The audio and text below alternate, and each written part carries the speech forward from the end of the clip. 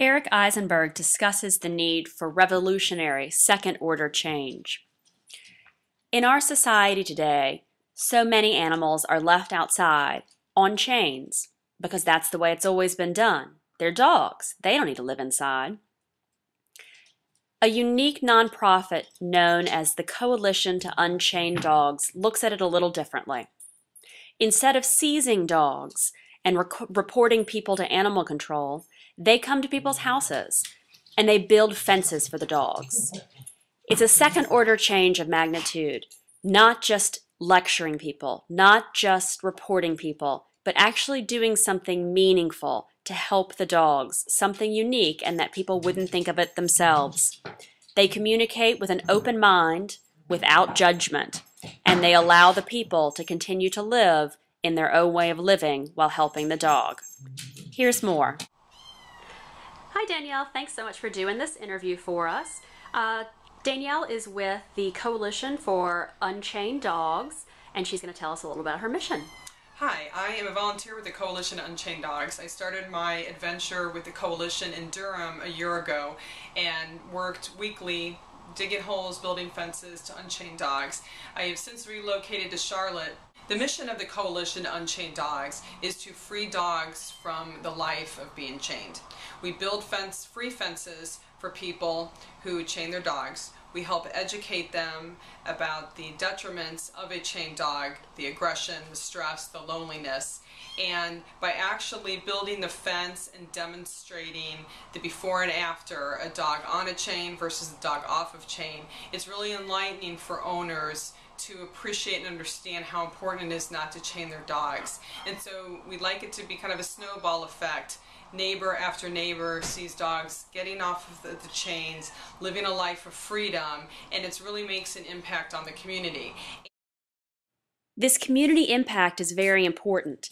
Instead of an outside organization coming into another culture and telling them what to do from the perspective of another dominant narrative, instead the coalition works within a community using their words, their culture, their meaning to help change things. And they rely on members of the community to spread the word and to spread the change within the community.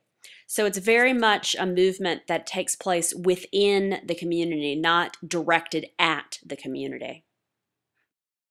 With building the fences, it's easier for us to lobby and advocate for anti-tethering laws, because we're not just asking for a law to be changed, we're demonstrating by building fences the positive effects of the positive effects for dogs with a life off of a chain. Perfect.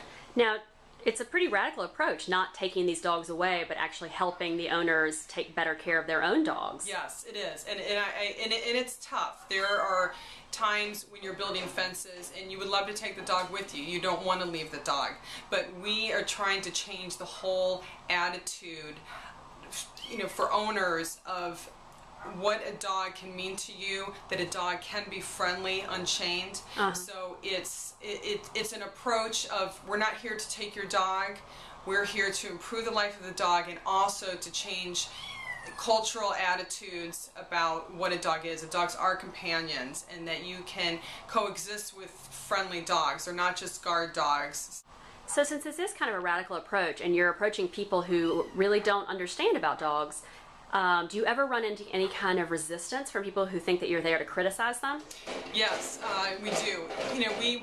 Amanda Arrington, who is the head of the coalition and who founded the Coalition to Unchain Dogs, they do a lot of outreach every weekend they're out. Just sort of point out, there's a kitten back here trying desperately to come free. You're not chained, honey. You're not chained. You have a life, a condo. But they will, they'll go door to door sometimes and knock if they see chained dogs and to talk to the people. The resistance we meet is when one of the purposes when we build the fence is to help control pet population. So we require that the pets be spay or neutered. That's the resistance we meet. People don't want to spay or neuter their dogs.